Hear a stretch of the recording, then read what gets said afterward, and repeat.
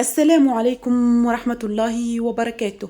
كشف سليم بالحسن منتج مغني الراب سامح الرياحي والمعروف بسمارة عن قلقه المتزايد إثر تهديدات كبيرة يتعرض لها سمارة باستهداف أسرته، الشيء الذي أجبره على اتخاذ قرار اعتزال الفن.